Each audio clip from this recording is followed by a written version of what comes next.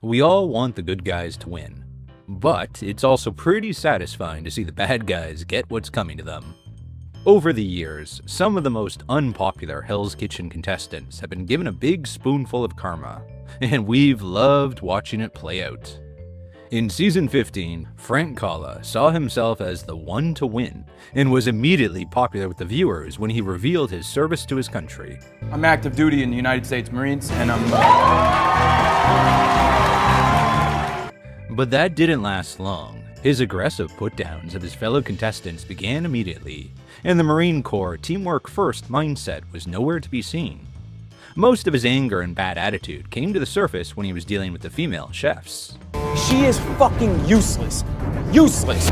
Don't throw me under the bus for something I didn't do. I'll pack this fucking girl's bags myself. His disrespectful and misogynistic attitude was seen over and over again during the season. He even lost his temper and raised his voice during a discussion about women's voices being heard in the kitchen. You want attention, you say, Frank. That's how you communicate. Okay, this is you want to speak to me, you say, Frank! Frank? Frank! Frank couldn't cope with being beaten by a woman during challenges, and when it happened, he didn't hide his arrogance well. Ashley, congratulations. 1 point to the red team.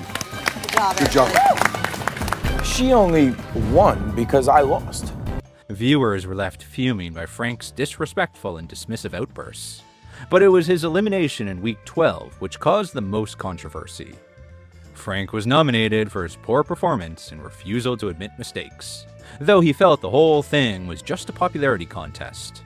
And when he was eliminated, he blamed the women joining the blue team for his demise, as his problems started when they came along. That's when the ship sunk. And that's exactly why I get fucking female Marines and I send them back wherever the fuck they came from. Viewers were quick to give Frank's bosses at the Marine Corps a heads up about his attitude to female colleagues, and they weren't happy. Frank defended himself by telling bosses that he was the victim of a bad edit, and his comments were out of context, despite being recorded as a single shot straight to the camera. As the Marine Corps investigated, Frank had a dramatic and public change of heart. When he found himself in hot water, Frank recorded a statement about his conduct and comments on the show, which he shared on Facebook. I have nothing but the utmost respect for my fellow Marines, regardless of gender, and I want to apologize from the bottom of my heart to everybody that I've disappointed. But it seems that wasn't enough for his military bosses, who were understandably furious at his misogynistic comments and fired him. Frank had been working as a commandant's chef, a prestigious role cooking for the highest-ranking officer in the Marines, 4-star General Robert Neller. He was removed within days of the show's broadcast and was reassigned to the Marine Enlisted Aid Program, which was a big demotion. Instead of feeding the most important staff and visitors, his new role saw him overseeing minor tasks and details for busy colleagues. But rumor has it the Commandant still wasn't happy and wanted him gone, so Frank was soon out of the Marine Corps completely. These days, Frank is working as chef de partie, or line cook, at New York Mediterranean restaurant Boulud Sud. That's quite the fall from grace for the former Marine, whose bad behavior on Hell's Kitchen led directly to the end of his military career. In season 11, we saw an act of sabotage quickly come back to bite Zach Wolmarmac.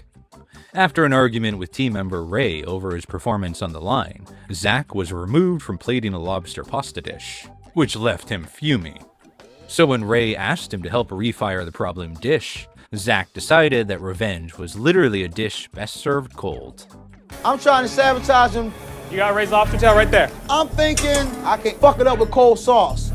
Zach smugly enjoyed teaching Ray a lesson the hard way by adding cold sauce to his lobster tail, even though he was on the receiving end of Chef Ramsay's anger.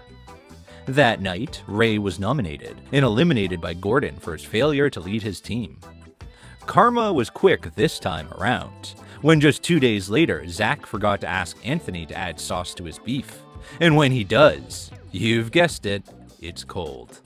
I'm not putting all my sweat, all my hard work, all my ideas onto a plate for you to fuck it up with cold sauce. Zach was nominated that night, but wasn't eliminated. Still, he definitely learned what goes around comes around. Season 17 saw one of the most unpopular Hell's Kitchen contestants return for the All-Stars competition, and karma was waiting for her. When Elise came back to the show, she started arguments with the other contestants almost immediately, and one of her main rivals, and targets, was Elise Trible. Let the games begin. I'm coming for you, so you better bring all that shit every fucking day. I'm ready. Each night that Elise was nominated, which happened 5 times during the season before she was finally eliminated in week 11, there was only one person's reaction that she cared about. I'm safe and I'm ready to go fucking rub it in Michelle's face. Definitely not letting Michelle get off easy. Michelle beat her rival during the Black Jackets challenge, and Elise went home, while Michelle stayed and made it to the final. She reluctantly selected Elise as the last member of her team for service, and though it was a rocky start, she had at least ruled out full-blown sabotage. I'm not gonna purposely fail, but I'm not gonna lie and say I'm feeling that overzealous. After failing to take notes, criticizing Michelle's instructions, and comparing her voice to nails on a chalkboard, Elise went through the motions during the final service with a sour attitude, obviously hoping that her nemesis wouldn't win. But she did, and Elise couldn't hide her disappointment. Viewers felt her tearful face during the announcement was perfect visual karma for all the trouble she had caused Michelle. I really don't have anything to say right now. I didn't come here not to win. Many viewers felt that that was the most beautiful and satisfying ending to Michelle's journey. In season 16, Andrew Pierce left his fiancée behind to compete for the head chef's position at a prestigious Las Vegas restaurant. But wedding planning can't have been high on his priority list, as he failed to mention the upcoming ceremony to any of his fellow contestants. That's probably something that should have come up in conversation with his friend and competitor, Heather Williams, who developed a close relationship with the Pennsylvania sous chef, and it was all playing out on TV for the whole world to see. By week 7, in an episode that producers titled Don't Tell My Fiancé, Heather and Andrew were seen snuggled up together on the sofa, and his fiancé seemed to be the furthest thing from his mind. I get married in a couple months, so it's probably not going to be a strong relationship. Viewers were frustrated that Andrew was clearly cheating, or planning to cheat, on his fiancée, and seemingly getting away with it. But karma misses nothing. The morning after declaring their relationship love at first sight, Heather and Andrew were in for a surprise. Or perhaps we should call it a shock. To inspire the final 6 before the Black Jacket challenges, Gordon has invited their families along, including Andrew's fiancée, Leela. As Heather put it, awkward. Later that day, in a twist to the usual Black Jacket challenges, the final jacket winner was to be chosen by the other Black Jackets, following a blind taste-off between Andrew and Kimberly. Determined to spot Andrew's plate and give him her vote so he could make it through to the final alongside her. But she picked the wrong plate. Gordon revealed which dish was which, and a devastated Heather was forced to admit her choice in front of the other chefs, including Andrew himself. It was Kimberly's filet chef. She says Kim. What the fuck? With the votes at 2-all, Chef Ramsay stepped in and chose Kimberly to take the final Black Jacket, and Andrew was eliminated. Time to head home to his fiancée and to face the music. But karma wasn't finished there. Fans were concerned that Andrew's fiancée would be in the dark about his amorous activities on the show for 2 years, due to the long delay between filming and broadcast. With the wedding just 2 months away, would they be married before the truth came to light? Thankfully, not. According to Heather, Andrew and his fiancée broke off the engagement after he left the show. She told fans that she had no idea he wasn't single until the night before the family visits. That wasn't made clear on the show, leading Heather to receive online abuse for months afterwards. After splitting from his fiancée, Andrew continued to pursue Heather, who went on to finish second in the competition. But she was now wise to his womanizing ways and shut him down. I'm like, thank God I dodged that bullet, because if I would have ended up stuck with that man for the rest of my life. So it looks like after being lied to and deceived, escaping from a guy that doesn't seem to change was pretty good karma for her.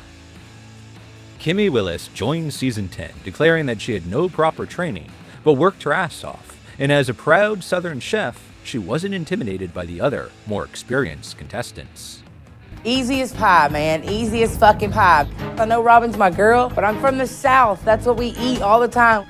Unfortunately, her confidence quickly turned to arrogance and intimidation, and Kimmy became one of what viewers described as a toxic trio of contestants, along with Robin and Tiffany, who were accused of ganging up on teammate Barbie, and didn't hold back on anyone else either. I fucked it up. I'm going You up done brought the Memphis out, mijo. You fucked up. I swear to God. Along with her fiery temper, Kimmy explained all her behaviors away by referring to her Southern upbringing and home life.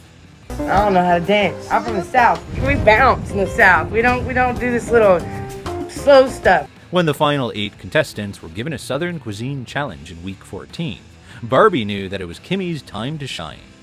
But it didn't work out that way. Instead, Kimmy repeatedly messed up the catfish, bringing her whole team down. I've got raw fucking catfish there. Then there's burnt shit there. When it was time for nominations, there were 2 clear choices, Kimmy and Barbie. And much to her horror and embarrassment, Kimmy was eliminated for failing to produce Gordon's simple Southern recipes, while Barbie made it safely through. That's karma.